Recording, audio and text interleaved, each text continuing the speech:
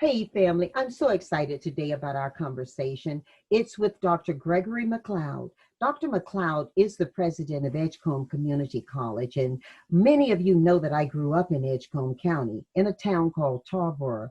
Well, that college sits right smack in the middle of my hometown. The college itself has done so much for the community and for the students that attend it. And Dr. McLeod is a North Carolina native. He's got a global vision about what education should be, and he's making some of that come true at the community college. Enjoy my conversation with him and listen particularly for how he speaks with a lot of integrity around the fact that he's still exploring what the future of education looks like. I know you're going to enjoy the conversation, and I'm excited for us to get to it.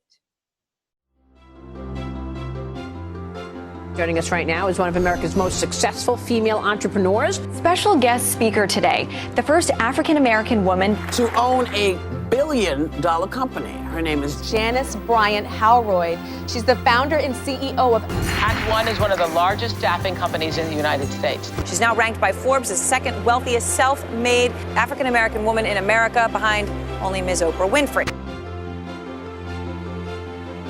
Janice, great to have you on the show. Wonderful to be here. Thank you so much for joining us. Janice, welcome to the program. Janice, what about your point?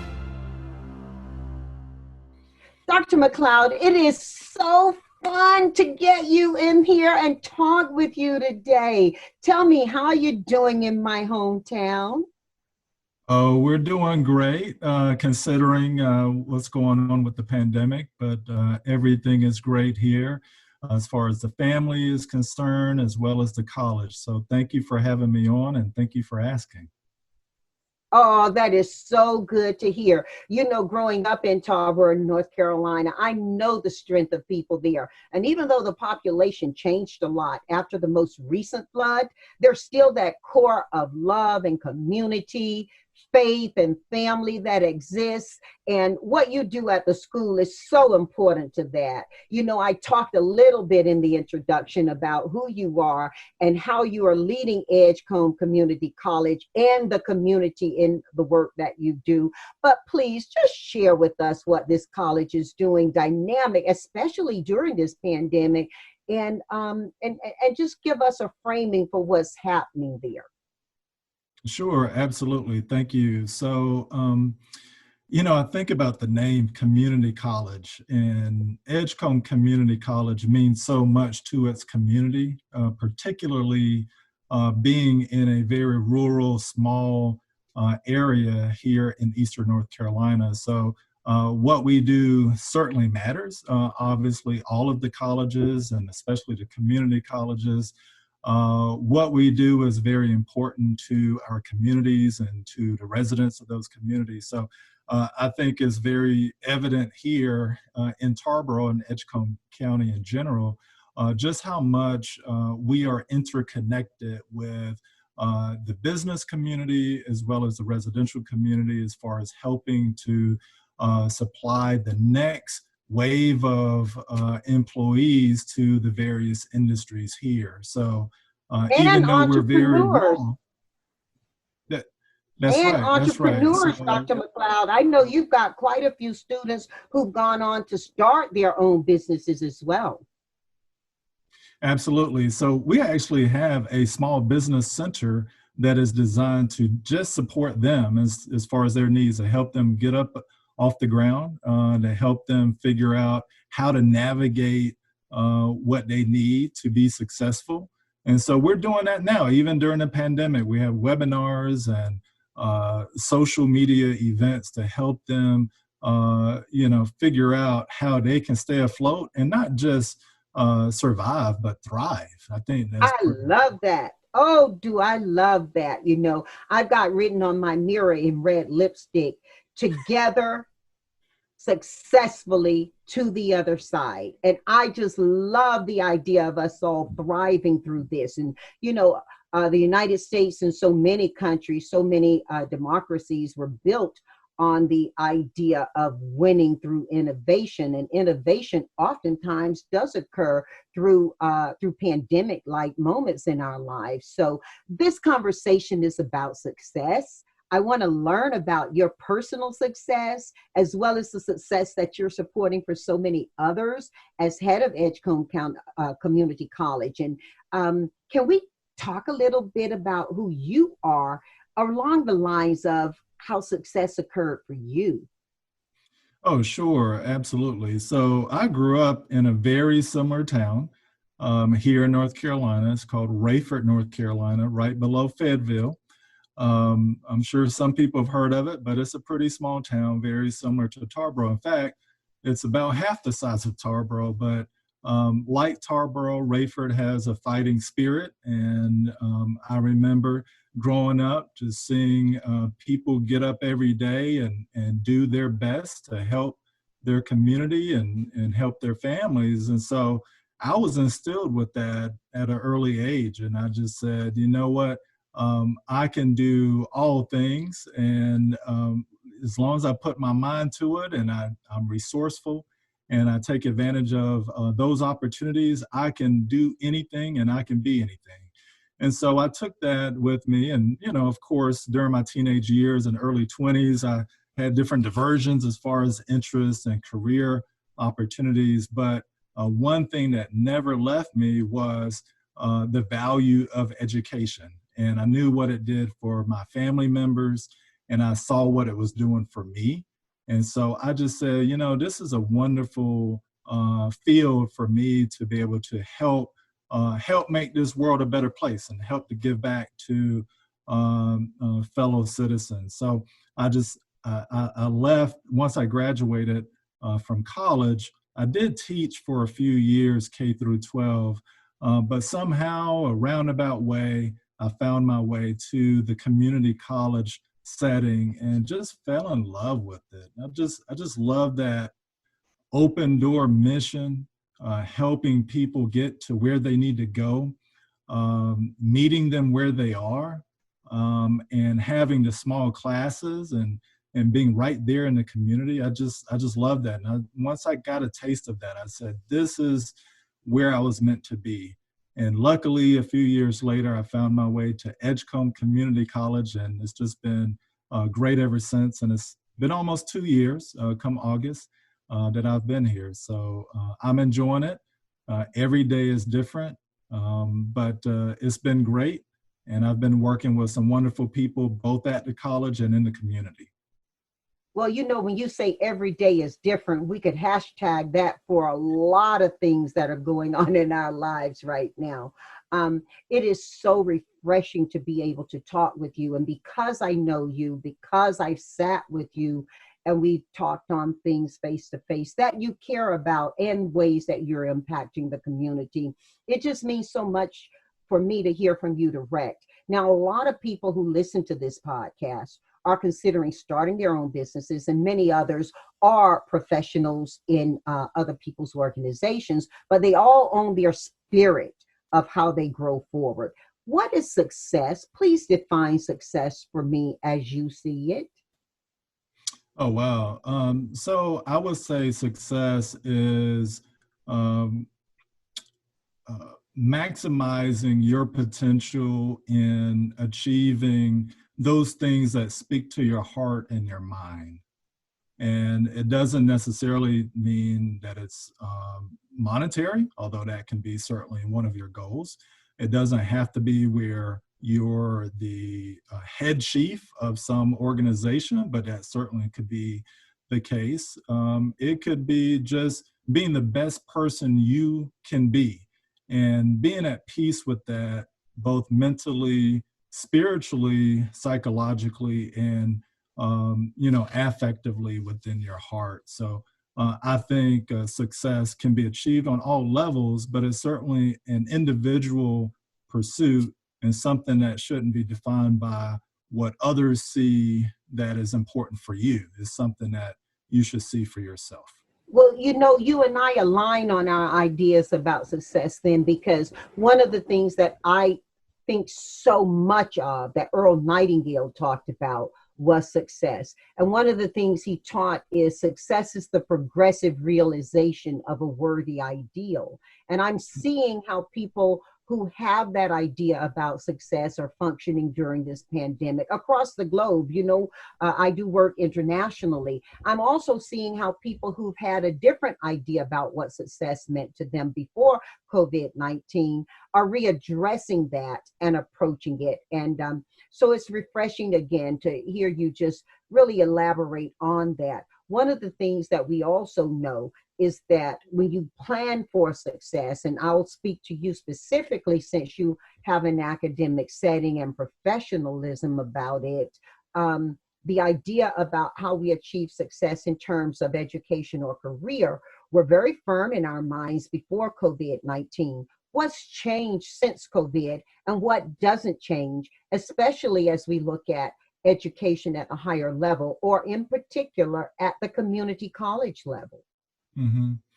Well, I certainly feel that, it's caused us to be more introspective within ourselves, to reassess what our values are, or, not necessarily reassess that, but just reconfirm what our values are for ourselves and what it means as far as our place in society or our place within our families, because this pandemic certainly has taught us to realize the value of support, even if you can't see one another face to face, the importance of connection, the importance of doing what you can to help your community and your world. And so it certainly causes us to pause and think about what is really valuable to us individually, but valuable to us as a collective. And I'm seeing right now a lot of people are yearning for that return to connecting with one another. And so I think that's speaking to people as far as what they really want to do, what their passions are, and what they want to accomplish for the time that they have here on this earth. So that may steer people into certain directions with job considerations. Dr. McLeod, you hit on a couple of things I want to talk about. One is along the lines of preparedness. Now, many of your students are young folk coming out of high school, although you do have a rich population who are back to schoolers. Here's the question, first question I have for you around this thought process I'm going through. Many of us had an idea about the millennials and the next gens and the younger, that they grew up so technologically engaged, and the cell phone is a third arm, that they would really be very successful in this pandemic season. Yet I'm seeing, and no professional data, assessment on this, just my own experience thus far, I'm seeing a lot of the people who are over 40, over 50, who are actually adapting a lot better emotionally than many of the young people are to this. And so for all the engagement on the cell phone and all the engagement on the various forms of technology, whether it's through how they gather news or how they've been able to, distance classroom, a lot of the young folk are missing that camaraderie that, being with each other together brings them. Some of them are even going to what used to be called rave type environments and hosting, quiet parties underneath the view parties, while a lot of the older citizens are tending to learn more about technology so they can FaceTime and Zoom meet with their friends or their organizations. So it's an interesting juxtaposition I've seen. I don't know if there's a scientific reason to look at that, but what are you seeing with your population since you serve both so closely? Oh, sure. I have certainly seen older population certainly adjusting to the technology that is available to them. Some who probably still could care less, but it's just been amazing to see. In fact, I've taken cues and lessons from family members about utilizing some of the, video conferencing opportunities that we've had. For example, just recently my daughter had a birthday. And so I just sent a message to the family saying, hey, just want to let you know that my daughter is having a birthday, and, just give her a shout out whenever you get a chance, give her a call or something. And so my brother said, well, why don't we do a video conference? And I said, okay, let's figure that out. I know how to do it at work because my work computer is already set up. But now you're asking me to do it with my phone, and do I have the software? And, it was amazing to see it come together. And I found out from my sister-in-law on the other side of the family that she and her parents have been using another platform on a regular basis to do video conferencing. So they were used to it. And I did not think that they even knew how to turn their phone on. So, when we had the little birthday, the virtual birthday party, it was amazing. All 8 or 9 different cameras were on at the same time, and just to see people jump in, I said, wow, we're resilient, we're resourceful, we can take advantage of these technologies and other things that are available to us, and we'll be okay. And even though we can't touch each other and hug each other, we can still reach out virtually or via video to connect with each other. You keep throwing me hashtags. We'll be okay. Hashtag we'll be okay.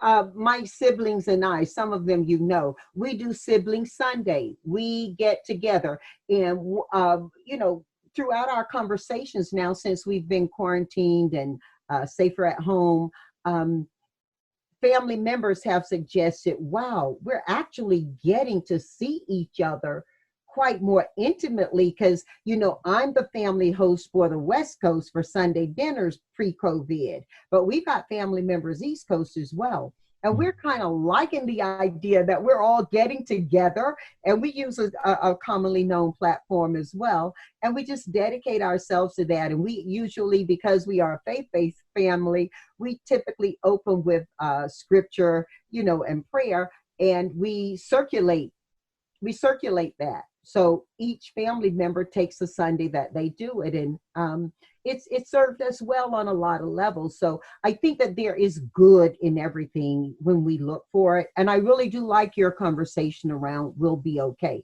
There was something else that I had wanted to talk with you about, though, earlier, and in particular to your population at Edgecombe Community College, but then again, across the academic platform, as I know you're a very studied and, very current person in academia.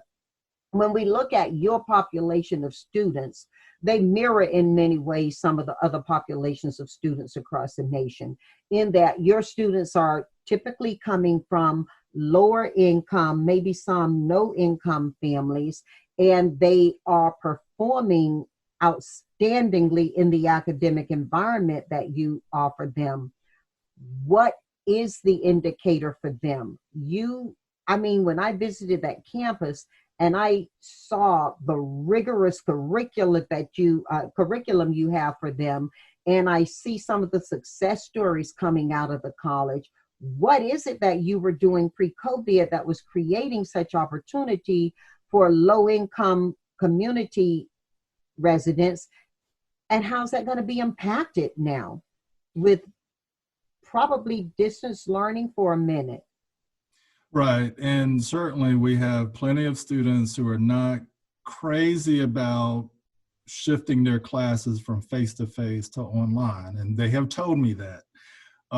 They're certainly trying it, and they certainly don't want to get behind or delay their education. So they are doing what they can do. But certainly, I think as far as helping our students, whether they're older, younger, technologically advanced or not, I think it starts with a certain psychology. And that psychology is surrounded by having high expectations. And just because we're in a rural area, and just because we have students who might come from low income families, it doesn't mean we shouldn't have high expectations of them. And so I think you see evidence of that here at Edgecombe Community College with some of the resources we have put together for them. For example, the Center for Innovation that we just recently finished building this past year and have now opened up, it is state of the art, and it has all of the bells and whistles you can find in any advanced manufacturing facility anywhere around the world. And so the notion is these students can get it. It doesn't matter if they're poor, if they're rural, if whatever the case is, if you give them a shot, they can perform and they can thrive. And so, you know, I've said it before in other settings, I'm willing to put our students up against anybody in the world as long as they are given the resources and support to be successful. And if we do that, and if we believe that they can, as long as they have the opportunities, they're going to be successful, and they're showing that now, before the pandemic and during, and I'm sure they will continue afterwards.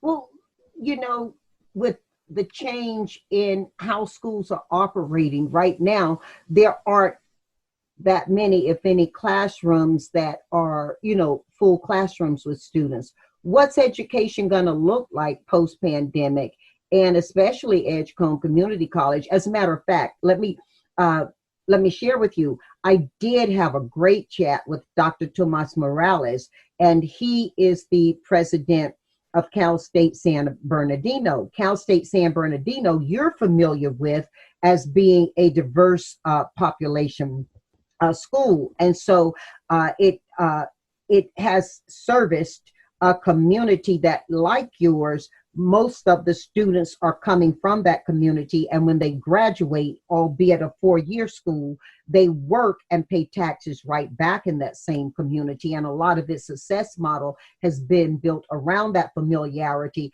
as well as encouraging and engaging in global perspective. You talk about your center of innovation with, you know, its global capacity. And so I'm getting the theme that no matter where you live today, you're globally connected. He's looking at how that school will be different. That school has a football team. That school has a marching graduation ceremony, and how these things will change the life for a student. At the community college level, what's changing? What's going to be different post-pandemic for Edgecombe Community College?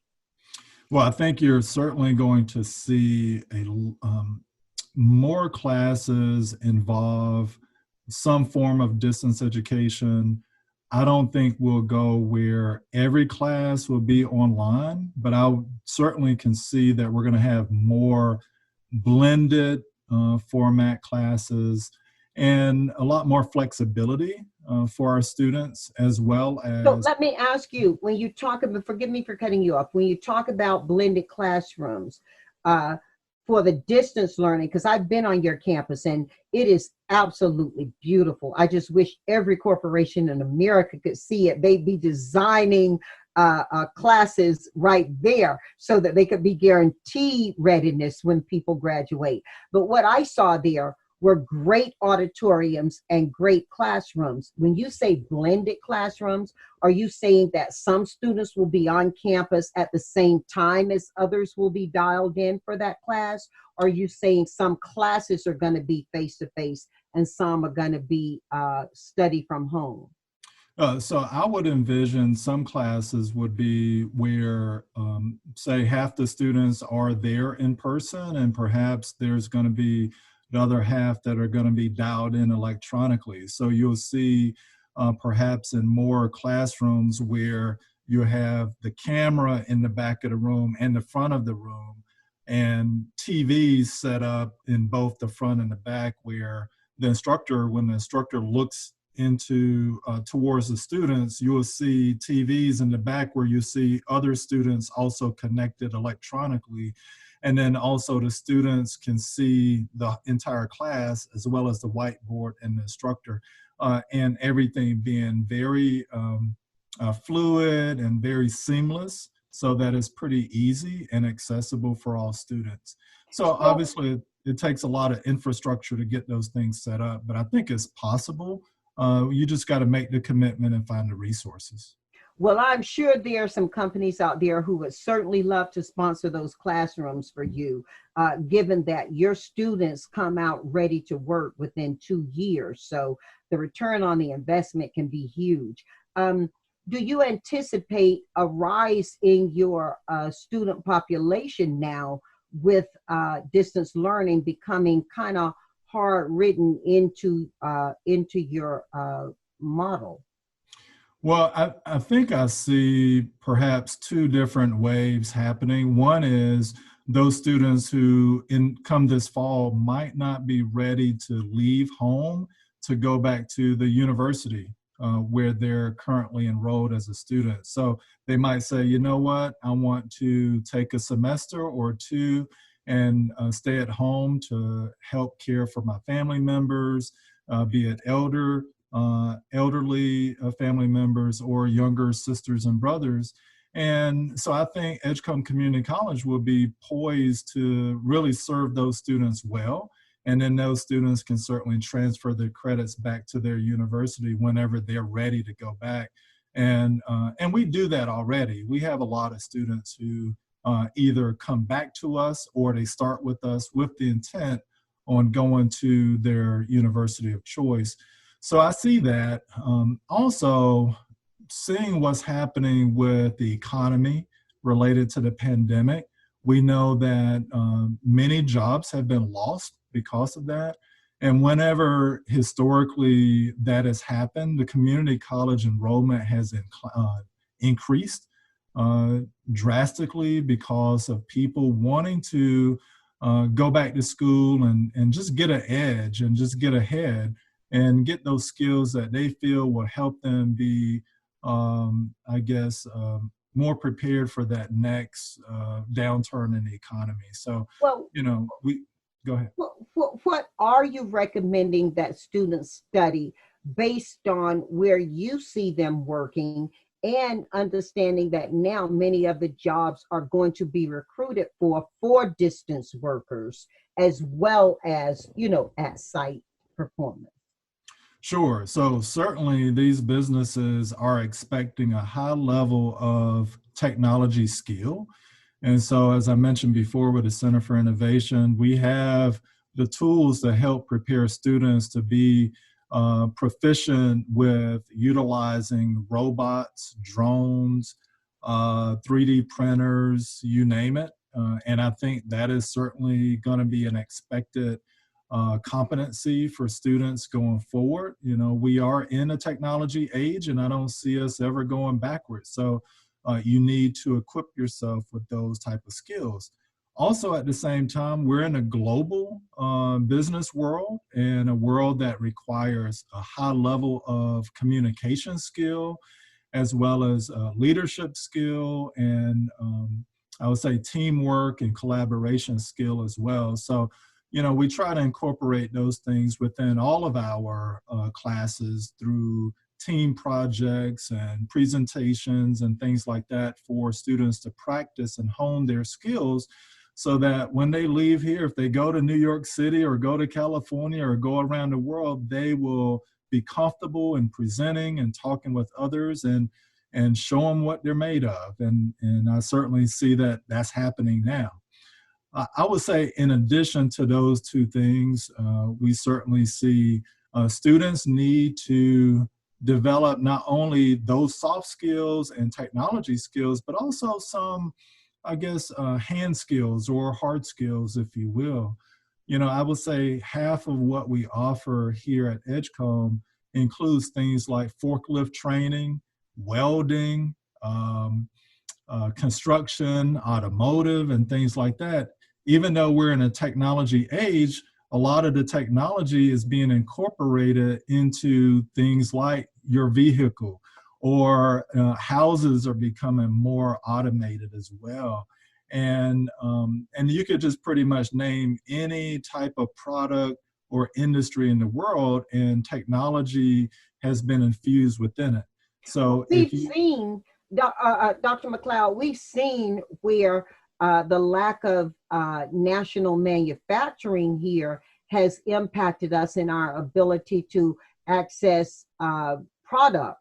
as well as the need for infrastructure attention as we move product about here in the U.S. And as a community college, albeit your students do have access to global jobs as well as global learning, I think that if we look at where manufacturing, whether it's light or heavy manufacturing, comes back to this country, a lot of it comes to your area. Have you seen any of that happening pre-COVID, and what's your expectation post-COVID, especially for people who are thinking about what to study or how to reskill themselves? I think, quite honestly, if you look geographically at Eastern North Carolina, we're midway up and down the Eastern Seaboard.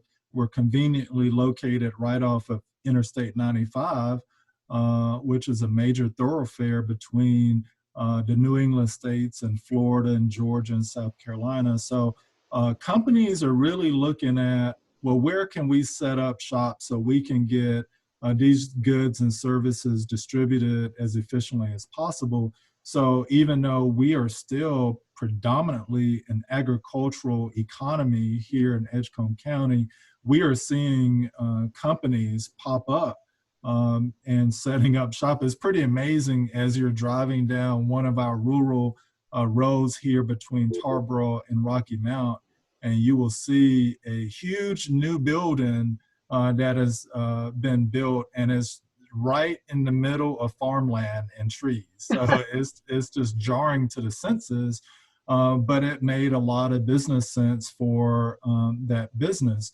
And so, and they've already come back to the economic developers here in the area saying, we see this as a long-term commitment, and we think we're going to grow this even more than what we originally committed to. So we see our students eager to get employed by some of those high-tech companies. And these are high-tech companies, even though they might be dealing with manufacturing, say building tires or packaging materials or doing things in logistics and distribution. All of those things are utilizing high-tech equipment. For example, look at tire manufacturing. Tire manufacturing is no longer a dirty job. In fact, you can look up videos, I'm sure, of tire manufacturing plants today, and it's a clean floor with high-tech robotic arms moving, and you'll see workers in white lab coats utilizing computers in their hands, laptops or iPads and other devices like that to troubleshoot and to operate those machines. And so nowadays— Being educated at your school to do that? Right. And in fact, we are preparing to build, in addition to the Center for Innovation, a training center that will train specifically for those type of careers so that they can go right into the workforce and not take long for the employer to get them up and running. And those type of jobs, I would say, compared to and contrasted to 50 and 60 and 70 years ago, are not jobs that you can just drop out of high school in the 10th grade or 11th grade and just go and sign up and get a job. These employers need these people to have the skills and the mindset to be successful with operating this very expensive equipment that they have. Well, what are some of the barriers you see that students have, not so much in terms of the employer, but in terms of themselves, to accommodating forward their attention in how they're going to be employed? What are you seeing them needing to overcome right now?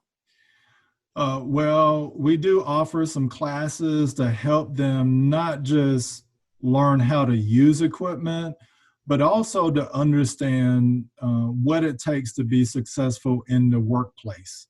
And from an emotional and affective perspective, as well as just a business perspective. Well, that's something that a lot of us can learn. Can you tell us a little bit about some of that subject matter? What are they learning in these classrooms, especially around supporting them on the emotional level? You know, Dr. McLeod, we find that in the job placement business and recruitment, we find that very often the skill isn't the issue as it is the emotional or cultural readiness for the work that will separate two potential candidates in the selection process. What are you teaching in the classroom? And how do you teach in the classroom for emotional success when people are living in families and communities and oftentimes dealing with depression or, you know, some very real issues in their lives? How are you teaching that? I mean, that's a big job for a community college.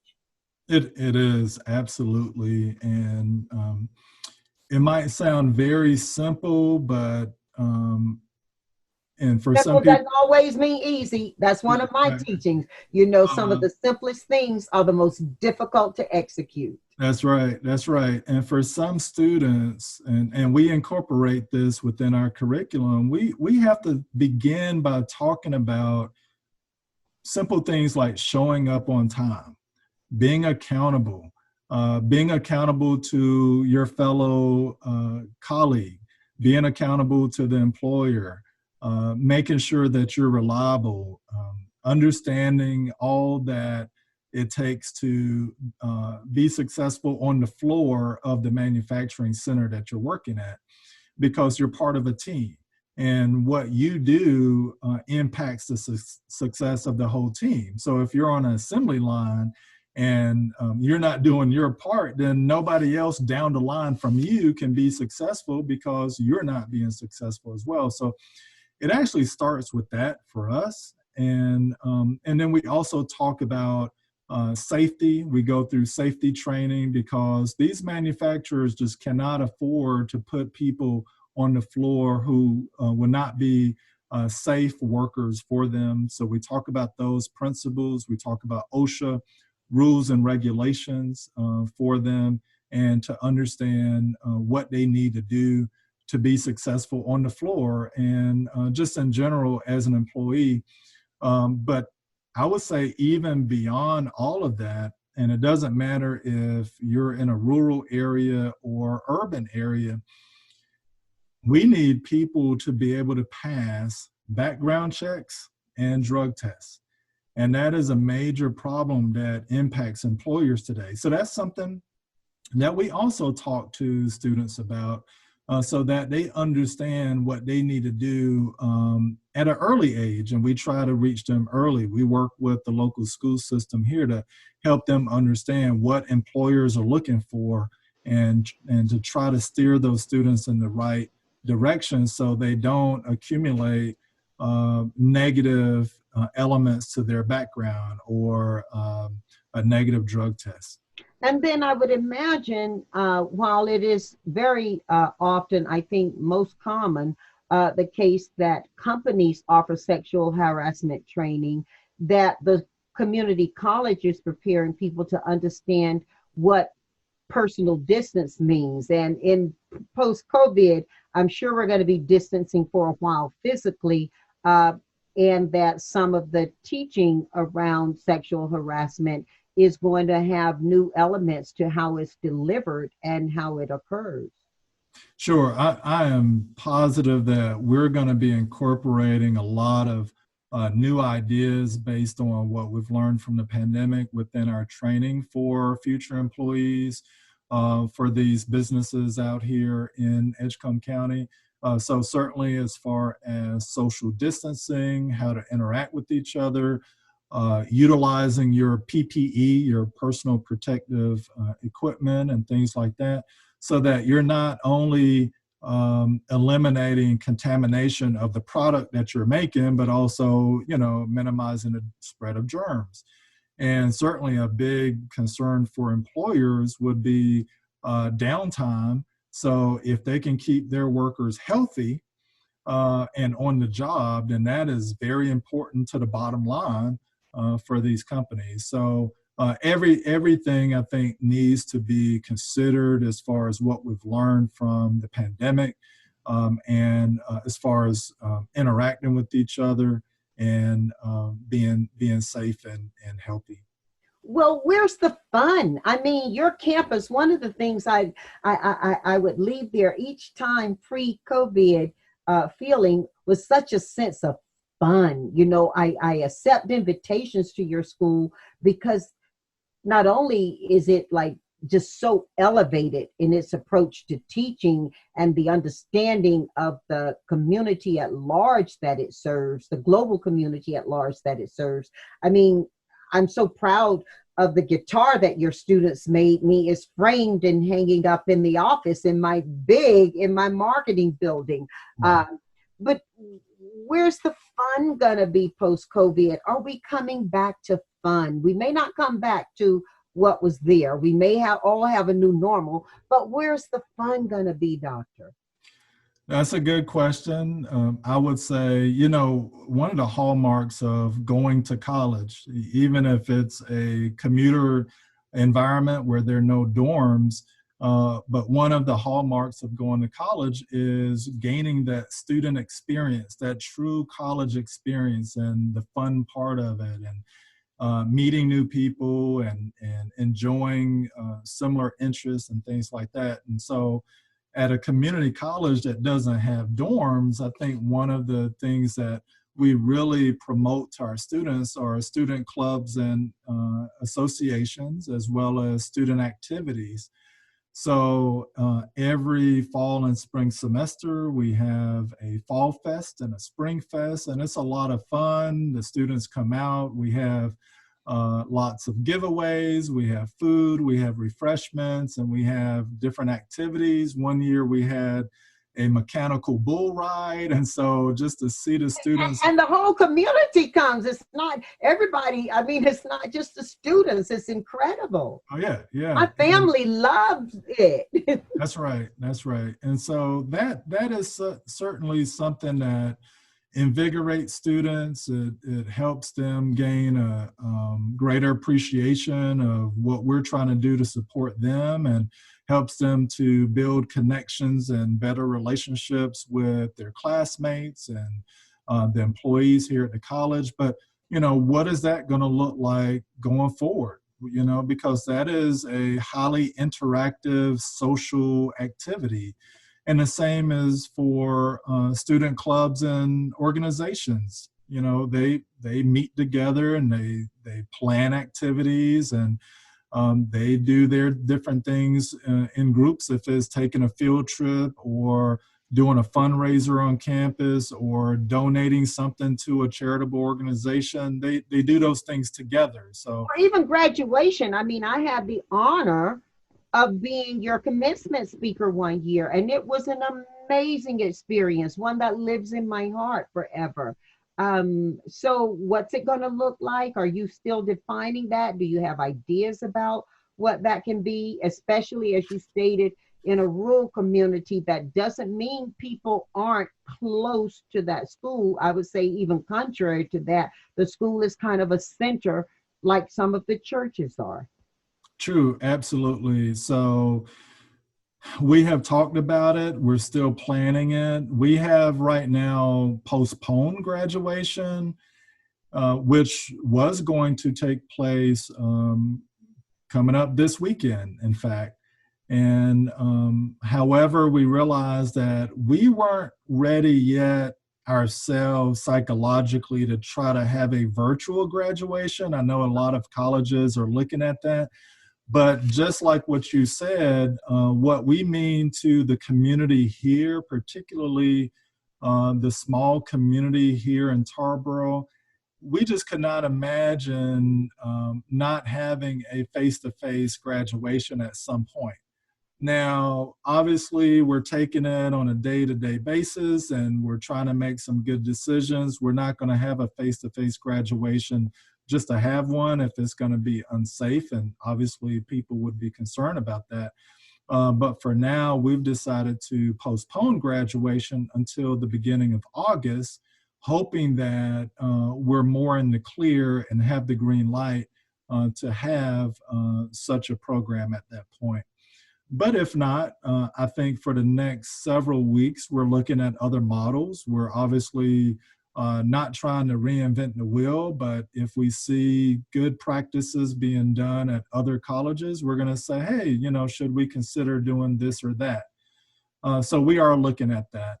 And if I can go back to talking about student clubs and organizations and the student experience, a few weeks ago, our student services division decided, you know what, just because we have students taking online classes and just because most of the employees are teleworking doesn't mean that we can't still have a spirit week. So they organized a week-long spirit week with different activities each day.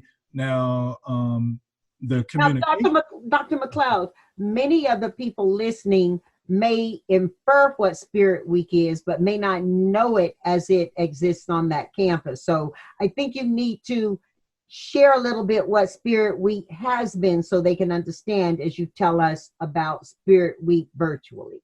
Right, yes, I'm sorry. So thank you. So Spirit Week for us would be just celebrating different things, mainly our connection to one another through the college and the fact that our mascot is the eagle. So we would do things that are themed around eagle pride or what have you, and just celebrating one another, celebrating our students. So a few weeks ago, we decided, well, we'll have a virtual Spirit Week where one day it is take a picture, take a selfie of yourself wearing ECC colors or, you know, some Edgecombe Community College paraphernalia. So we had a number of students do that. And then another day was take a picture of yourself staying safe by wearing PPE or at least a mask. And so I took a picture of myself wearing a mask and posted it, and a number. Oh, I gotta go see that one. I gotta go online and see that one. Yes, and we did enough. So every day was a different day, and that we had different activities. And so one day was one of our regional universities closest to us is East Carolina University, just down the street in Greenville. And so one day was dedicated to them. So it was wear your purple and gold. And oh, that is so beautiful. Oh my goodness, that is so beautiful. So it's not you know, here in our community, you have USC, Fight On, and you've got UCLA. And when we're not playing each other in sports, we pull for each other. But I don't know that we've extended to wear each other's colors. That's such a beautiful thing you're talking about. What does this mean to the students doing these kinds of things? Spirit Week, what does that mean? Well, I think it just shows them that we're in tune with them and that we celebrate them, and we're trying to lift them up, lift their spirits up, and stay connected with them beyond just saying, hey, you need to get your schoolwork done. I think those who participate, even if they didn't participate by posting a picture, but those who checked out the pictures, they enjoyed it. You know, I think it was just a nice diversion from, you know, most of them being at home for most of the day, or allow them to take their mind off of the other things that they have to worry about, their safety and their health and taking care of other loved ones. So, well, you know, Dr. McLeod, I have to tell you, as you were talking, I think into my own organization, and we have employees across the globe, and it means a lot to them, the experience they have working from home, that they can still create new ways of being connected to each other.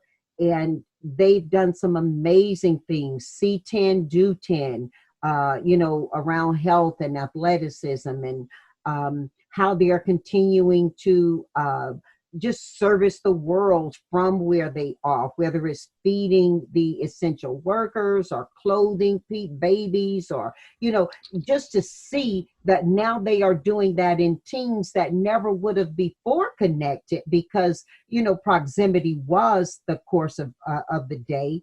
Now they're teaming up across cities, across states, and across countries, and forming teams and how they're supporting each other and their community. So I'm really enjoying hearing about Spirit Week from you, that and how Edgecombe Community College is experiencing that. The college itself has such a strong understanding of what the future of Eastern North Carolina as well as the world looks like. Has any of the direction you've built the school in and prepared it for changed, or has it simply heightened? Well, I think we are moving in both directions. One is, before I got here, I would say a lot of wonderful things were already going on here at the college. Before I arrived, they had completed the biotech simulation building on the Rocky Mount campus, and that is a state-of-the-art facility. It's kind of like the healthcare version of the Center for Innovation, and is named after my predecessor, Dr. Deborah Lamb, and it is a wonderful facility. And we've actually offered it to be available in case any of the local healthcare providers need to use it for additional pandemic relief or testing. So that is certainly on the table. However, right now, we do have instruction going on there because we do have some classes, namely some of our health programs that are allowed to continue meeting face-to-face, like nursing, respiratory care, EMT, et cetera. So, I would say the college is and was already just doing some amazing things when I arrived. But then also, I think with me coming in with a totally new perspective or different perspective, that has allowed me to see things, I think, from a fresh perspective, and to ask questions and involve people who know more about certain things than I do. And I think that's very key, is working with people who, are very knowledgeable about different things. So we are moving into new directions. One of the latest things, which we haven't implemented, but is of great interest to me, especially in light of the pandemic that we're dealing with. I've had lots of people ask me about athletics and sports. And, a lot of community colleges do have, one or two sports, but a lot of colleges don't. And we historically have had things in the past like golf and maybe a basketball team here or there. But, those things can tend to be costly, especially for a small community college. So one thing related to the growing use of technology and the fact that we need to be mindful of crowds and gathering, well, we're now talking about, well, what about esports? Where students can take their passion of playing video games and turn that into a sport, where they can compete against the USCs and the UCLAs and, the Carolinas and the A&Ts and other community colleges. I had to throw that in there. But I can see that you're right. I mean, just think about what chess can look like. Right, right. So so you can take a number of games and put those in an online format to compete around the world with other students, and how fun is that for them? So I think that's amazing. I love the conversation we're having. I could just talk forever. I got to ask you a couple of things though before. I know you're still busy, even though you are not having as many students on your campus right now. There are a couple of things I want to ask you. One, what you're reading right now, and two, what are the questions we should be asking ourselves? So let's go with what you're reading right now, Doctor. Okay, sure. So I have been listening to a few audiobooks and reading a few books on the side, both for personal enjoyment and for, work-related matters. And I'd say work-related, one thing that has been a great resource guide for me, and I think is very appropriate for especially dealing with the pandemic, is this book by a number of authors: McNair, Albertine, Cooper, McDonald, and Major, and it's called Becoming a Student-Ready College. And so that takes the traditional notion of what a college should do and turns it on its head. And so instead of colleges saying, okay, we've opened our doors and, whosoever will, let them come, and just say, well, good luck. When you come here, explore and good luck. It forces the college to look at itself and say, instead of expecting students to be ready for college, are you ready for the new student? Doctor, that is what we ask employers. Mm-hmm. We ask them, yes, is the applicant ready for your workforce, but is your company ready for the workforce as well, and the applicant? And there is a median that needs to be looked toward. That book that you put up is hardback. Is it all still relevant now that COVID-19 has hit? Does it change anything that you're reading as you're reading that book? You maybe bought it pre-COVID and reading it post-COVID. Has anything changed for you? Well, I've been reading it for a while now. I refer to it on a regular basis. It certainly, it doesn't give you direct answers for what you need to do on a day-to-day, but it's more of a paradigm shift for you. So it causes you to really think about, is what you're doing really geared toward the student that you're serving? Or are you saying, well, we have a one-size-fits-all model, and if that's the case, you need to be real with yourself, because one size does not fit all. Mm-hmm. You need to understand your students, you need to understand their motivations, their restraints, their opportunities, and you need to adapt accordingly, and you need to include them in the conversation. So you need to understand from them what is needed for them to be successful. And so that really causes you to think differently and prepare differently in what you're doing versus what we've done 20 years ago or 30 years ago in higher ed. What else are you reading that you want to share with us? So I would say personally, I'm really big into historical fiction. So I like history, but when you interweave it with fictional elements, it's pretty interesting to kind of read about, and sometimes it kind of takes your mind out of the mundane and the stresses of life. So I would say a favorite of mine personally has been a series of books entitled Ramses. And that is by the author Christian Jacques. He's a French author. And so years ago when I connected with his first book, I fell in love with it, and it just kind of takes you to ancient Egypt. And it follows Ramses the Great through these fantastical different illustrations, but also woven into real historical fact. That's interesting, because I'm reading The Gift of the Ancient Hebrews. I'm rereading that right now. Okay. That's interesting. Nice. And then also related to that, more recently, there's a book dealing with slavery, but also from a unique perspective. And that book is called The Water Dancer by Ta-Nehisi Coates. Yes. Yeah, so that is...